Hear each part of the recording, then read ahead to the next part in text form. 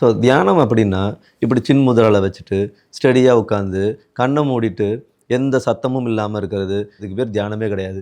எப்படிப்பட்ட ஒரு சூழ்நிலையா இருந்தாலும், அவங்க கண்ண தொறந்து வச்சு உட்கார்ந்தாலும் சரிதான், கண்ண மூடி வச்சு உட்கார்ந்தாலும் சரிதான், அவங்களுடைய மூச்சு காத்த அவங்க எந்த அளவுக்கு வந்துட்டு டீப்பா கவனிக்கிறாங்களோ, அந்த அளவுக்கு என்ன ஆகும் அப்படின்னா, வெளியில என்னதான் சத்தம் இருந்தாலும், அவங்க காதுல அது விழுகாது. வெளியில என்னதான் வந்துட்டு ஒரு பெரிய கிரவுட் இருந்து, எவ்வளோ பெரிய ஒரு டான்சிங் ப்ரோகிராமே போனாலும், அவங்க கண்ணுக்கு அது தெரியாது. என்னதான் ஒரு பெரிய ஒரு ஃப்ளேவர், ஒரு ஃப்ராக்ரன்ஸான ஸ்மெல் இருந்தாலும், அவங்க மூக்குல அது வந்துட்டு உணர முடியாது. ஸோ ஏன் அப்டின்னா, அவங்க மூச்சு காத்துக்குள்ள, தனக்குள்ள வந்துட்டு டீப்பா வந்துட்டு ஒரு அண்டர்ஸ்டாண்டிங்குள்ள போயிருவாங்க. இதுக்கு பேர் தாங்க தியான முறை. தியானம் அப்படிங்கிறது, நம்ம பார்க்கறது, நம்ம கேட்கறது, நமக்கு என்னெல்லாம் உணர்றோமோ, அத சார்ந்த எண்ணங்களும், சிந்தனைகளும் வந்துகிட்டே இருக்கு இல்லையா?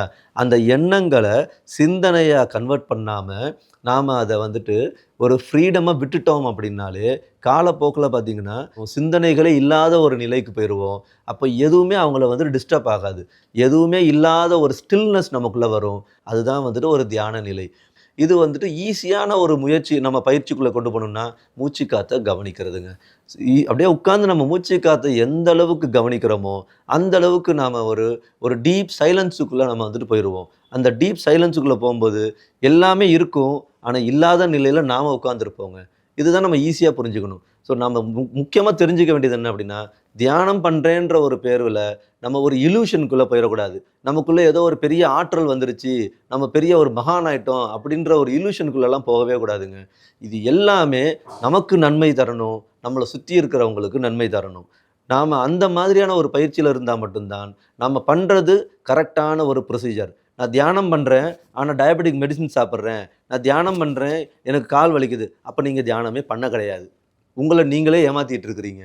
ஸோ தியானம் அப்படிங்கிறது எதுவுமே எந்த ஒரு ரெஸ்ட்ரிக்ஷனோ, உங்களுக்குள்ள எந்த ஒரு ரூல்ஸோ போட்டுக்க வேண்டாம். இருக்கிற இடத்திலேயே அப்படியே இருங்க. உங்க மூச்சு காத்துல சும்மா அப்படி லேசா கவனம் வைங்க. கவனம் வைக்க வைக்க அது உங்களுக்குள்ள எடுத்துட்டு போகும். உங்களுக்குள்ள என்ன இருக்குதுன்னா, வெளியில என்ன இருக்குதோ அதுதான் இருக்கு. அதுதான் வெட்ட வெளியா இருக்கும். அதுல ஒரு பெரிய பிரம்மாண்டம் இருக்கும். ஒரு டீப் சைலன்ஸ் இருக்கும். அதுல இணக்கமாக ஆக உங்க இயக்கத்தோட நீங்க இணக்கமாயிட்டே இருக்கிறீங்க. இயக்கத்தோட இணக்கமாகுறது தான் நமக்கு வந்துட்டு, அந்த இயக்கத்த புரிஞ்சிக்கக்கூடிய ஒரு தன்மை குடுக்கும். நீங்க இயக்கத்த ஆராய்ச்சி பண்ணணும்னு நெனச்சீங்கன்னா, உங்களால ஒண்ணுமே புரிஞ்சுக்க முடியாது. நீங்க கடைசில திருப்பி எங்க ஆரம்பிச்சீங்களோ அங்கேயே போய் நிப்பீங்க. ஸோ ஒண்ண நம்ம புரிஞ்சுக்கணும்னா, அது கூட வந்துட்டு இணக்கமா இணஞ்சிரணுங்க. நாம அத ஆராய்ச்சி பண்ணோம்னா, நமக்கு எதுவுமே வழங்காதுங்க. ஸோ தியானம் அப்படிங்கிறது ஒரு ஸ்டில்னஸ். அதுக்கு உண்டான ஒரு ரூட் என்னன்னா, மூச்சு காத்த கவனிக்கிறதுங்க.